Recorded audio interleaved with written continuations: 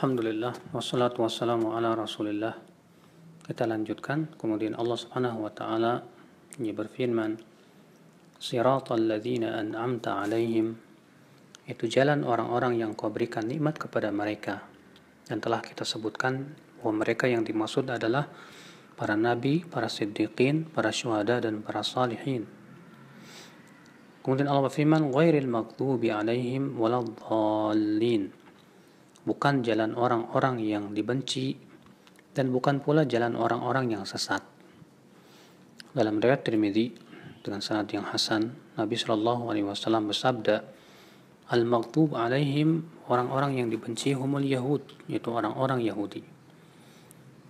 Ya, wadhdallin, dan orang-orang yang sesat adalah an-nasrani, yaitu orang-orang Nasrani. Mengapa orang-orang Yahudi dibenci?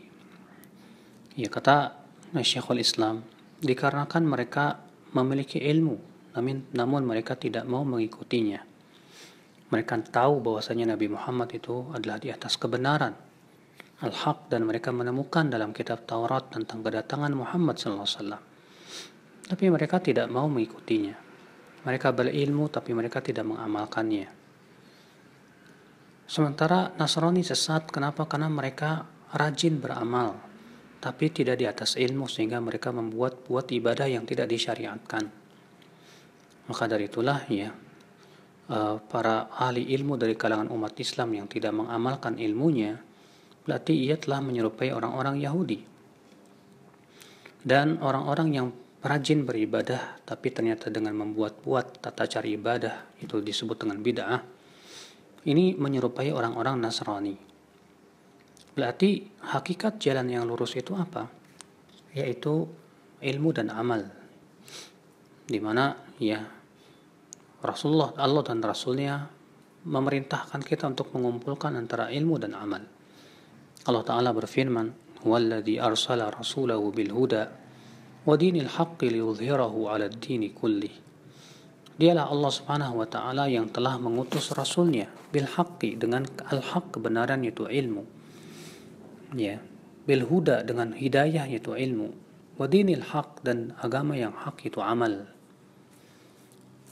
Syekh Abdul Rahman As-Sa'di berkata, al-huda yaitu al-ilm, dinul haq yaitu al-amal. Berarti Rasul diutus oleh Allah untuk membawa ilmu dan amal. Untuk apa? Liyudhhirahu ala dini kulli, untuk memenangkan di atas seluruh agama. Maka umat Islam menang di saat mereka mengumpulkan antara ilmu dan amal. Dan mereka pasti kalah di saat mereka tidak mengumpulkan ilmu dan amal.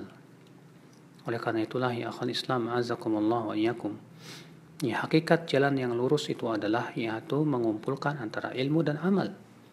Sebab ilmu tanpa amal itu menjadi bumerang untuk pelakunya. Dan amal tanpa ilmu tidak akan diterima oleh Allah Subhanahu wa Ta'ala. Maka Allah Subhanahu wa Ta'ala memerintahkan dalam Al-Quran dan demikian para Rasul untuk menuntut ilmu, dan ia memerintahkan untuk mengamalkan ilmu tersebut. Nah, inilah yang selalu kita minta kepada Allah dalam firman-Nya, Ihdinas siratal mustaqim, siratal ladzina an'amta alaihim ghairil maghdubi alaihim waladdallin. Amin.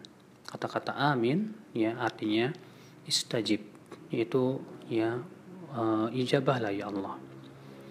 Dan kalau kita perhatikan Al-Fatihah secara umum mengandung adab dalam berdoa, di mana sebelum kita minta ihdinas siratal mustaqim, kita puji-puji dulu Allah Subhanahu wa Ta'ala. Kita ucapkan alhamdulillah rabbil alamin arrahmanir rahim maliki yaumiddin iyyaka na'budu wa iyyaka nasta'in. Ini adalah pujian kepada Allah Subhanahu wa Ta'ala. Kemudian setelah memuji Allah Subhanahu wa Ta'ala, baru kita minta kepada Allah dengan mengucapkan ihdinas siratal mustaqim. Dan ini juga menunjukkan bahwa sebaik-baiknya doa adalah untuk kebaikan kita berupa hidayah. Di mana hidayah itu adalah kebaikan dunia dan akhirat kita. Oleh karena itulah Allah Rasulullah SAW dalam doa-doanya selalu mengumpulkan antara kebaikan di dunia dan kebaikan di akhirat. Lihatlah doa Rabbana atina fid dunya hasanah wa fil akhirati hasanah wa qina adzabannar. Setelah subuh Rasulullah SAW minta kepada Allah, inni as'aluka ilman nafi'a wa rizqan thayyiba wa amalan mutaqabbala, mengumpulkan antara kebaikan dunia dan akhirat. itulah hakikat doa yang yang baik, yang hendaknya kita selalu minta kepada Allah Subhanahu wa taala. Wallahu a'lam.